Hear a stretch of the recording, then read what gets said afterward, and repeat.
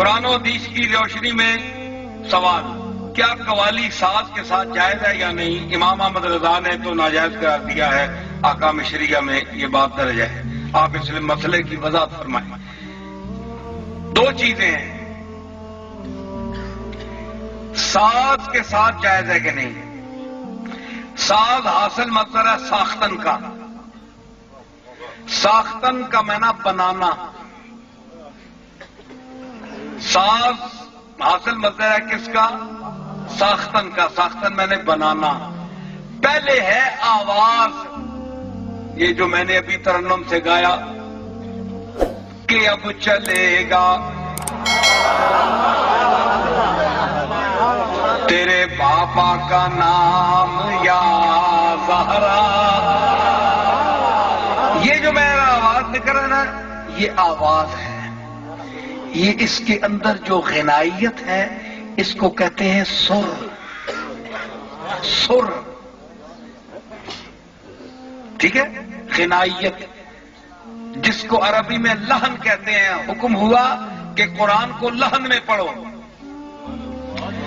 ایاک نعبد و ایاک نستعین اہدنا الصراط المستقیم صراط الذین انعمت علیہم غیر المغضوب علیہم ولا الضالین۔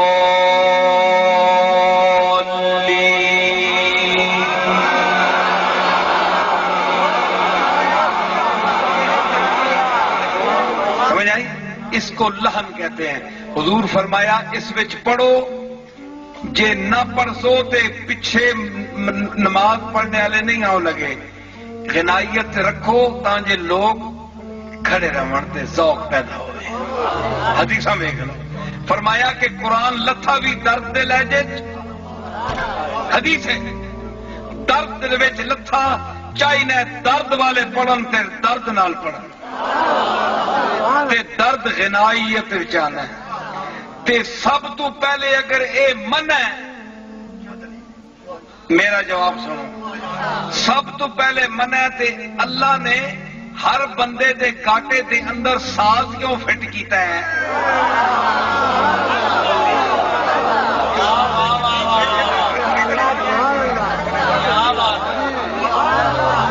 ایک دے حرام ہے تے حضور نے کیوں فرمایا حضرت ابو موسیٰ اشعری نو کہ تو داؤد دے مزمار تیرے کاٹے چ اللہ نے فٹ کیتے نے؟ پڑھدا انجے جس ویلے تو پتہ لگتا ہے ساز بج رہا ہے۔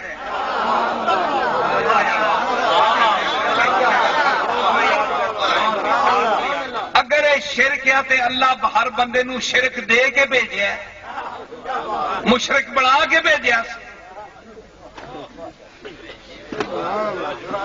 ایڈی گٹھ نہ تکیا کرو، ہر جائی شرک وار چھوڑے، نپ کے ہر جگہ وار چھوڑے، جا بھی بندہ تکنا۔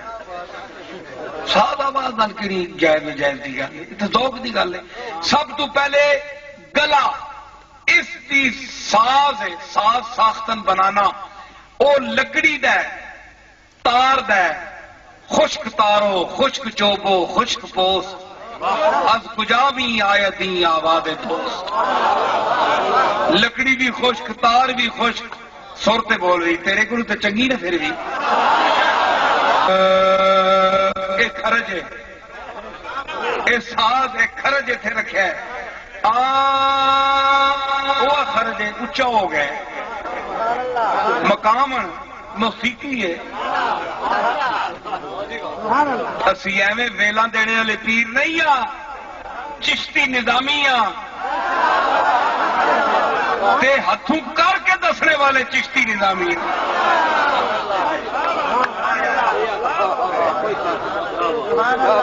امیر خسرو فرمایا آواز دے لحن دے متعلق کہ جس ویلے اللہ نے روح پائی نا آدم وچ تے روح کوٹھے کالا کوٹھا سی، اندر انیرا سی، روح وڑدی نہیں ہے، خوف پہ گیا روح نو، اتنے کج بڑا نکا جا کوٹھا ہے، نلکا جا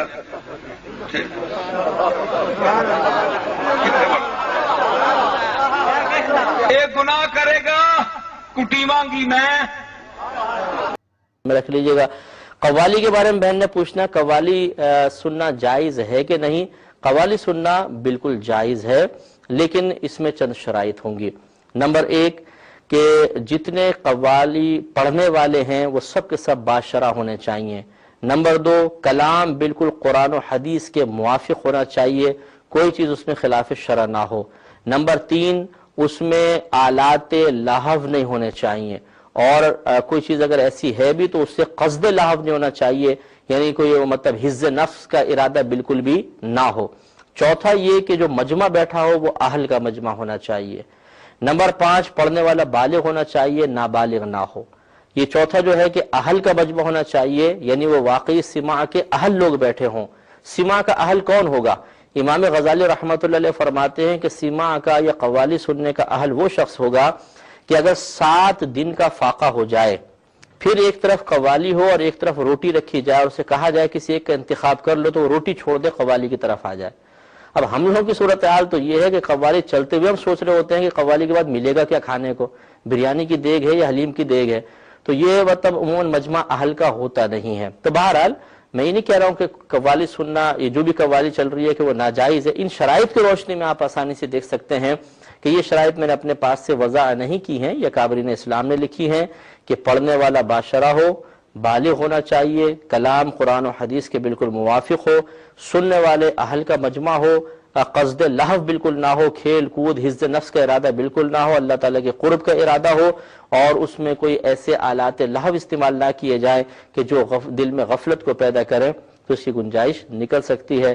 بہت سے اکابرین سے خود قوالیاں سننا ثابت ہے اور انہوں نے باقاعدہ سنی ہیں، لیکن قیودات شرعیہ کے ساتھ۔ تو صحیح بخاری شریف میں ہے اور مسلم شریف میں بھی متفق علیہ حدیث ہے۔ عید کے دن تھے، آقا علیہ الصلوۃ والسلام گھر میں چادر مبارک تان کے لیٹ کے آرام فرماتے، سوئے نہیں تھے، لیٹے ہوئے دراز تھے۔ حضرت ام المومنین سیدہ عائشہ صدیقہ رضی اللہ تعالیٰ عنہ کی خدمت میں قبیلہ انصار کی انصاری کچھ بچیاں آئیں 2، اور دف بھی ساتھ لائیں۔ تو وہ انصار کے تاریخی نغمے، انصار کی تاریخ کے بعاث کے، ان کی جنگیں ہوتی تھیں تو جمع مردی شجاعت کے نغمے اور ان کے ایک ثقافتی کلام تھے، وہ پڑھ رہی تھی، ان کو گا رہی تھی اور دف بجا رہی تھی، اور حضرت عائشہ صدیقہ رضی اللہ تعالیٰ عنہ سن رہی تھی، اور آقا علیہ الصلوۃ والسلام چارپائی پہ چادر اوڑھ کے آرام فرماتے۔ اتنے میں سیدنا صدیق اکبر رضی اللہ تعالیٰ عنہ آ گئے۔ آپ نے جب دیکھا ان کو گاتے اور دف بجاتے تو آپ ناراض ہوئے، اور ناراض ہو کے فرمایا کہ حضور علیہ السلام کا گھر اور یہ شیطانی مزامیر، یہ گانا بجانا آقا علیہ السلام کے گھر میں، شیطانی گانا، یہ لفظ بولے۔ وہ ڈر گئیں، انہوں نے دف بند کر دی اور چپ کر کے سہم کے بیٹھ گئیں۔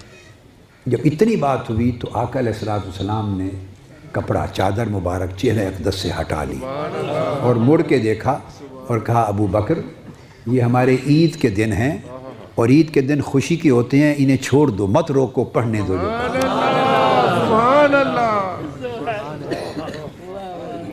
اب سیدنا صدیق اکبر رضی اللہ تعالیٰ عنہ کا فرمانا بھی سنت ہے، چونکہ وہ خلفائے راشدین میں اول ہیں، اور آقا علیہ السلام نے فرمایا علیکم بسنتی و سنت الخلفاء الراشدین المہدیین۔ تو انہوں نے جو کہا وہ بھی حضور کی سنت کا حصہ ہے، وہ بھی سنت ہوا۔ اور آقا علیہ السلام جو خاموش تھے اور پھر چادر ہٹا کے فرمایا کہ روکو نہیں، عید کے دن ہے، انہیں خوشی منا لینے دو، یہ بھی سنت صریحہ آ گئی، سنت صریحہ آ گئی۔ تو سیدنا صدیق اکبر کے منع کرنے کی سنت سے طریقہ نقش بندیہ نکلا، اور آقا علیہ الصلوۃ والسلام جو خاموش لیٹے ہوئے تھے، نہ منع فرما رہے تھے نہ اجازت دے رکھی تھی، مگر سن رہے تھے، اس سے طریقہ قادریہ اور سور وردیہ نکلا۔ اور جب فرمایا ان کو چھوڑ دو، منع نہ کرو، عید کے دن ہے، گا لینے دے، اس سے طریقہ چشتیہ نکلا۔ قوالی کا اسلام سے کیا تعلق بھائی؟ کوئی بتا سکتا ہے رسول اللہ صلی اللہ علیہ وسلم کے دور کے کسی مشہور قوال کا نام ہے بھائی؟ یا خلفائے راشدین کے دور کے مشہور قوال یہ تھے جس کا کلام سننے کے لیے صحابہ کرام اس کی محفل میں جایا کرتے تھے؟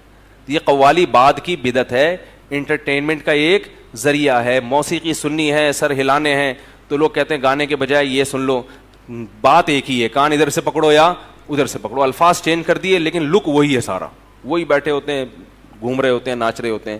تو یہ دین نہیں ہے میرے بھائی, دین کے نام پہ مذاق مت کرو. لوگ صبح سحری میں قوالیاں سن رہے ہوتے ہیں, کہہ رہے ہیں گانے سنیں گے تو گناہ ملے گا, قوالی سنو, وہ بھی گناہ ہی ملے گا.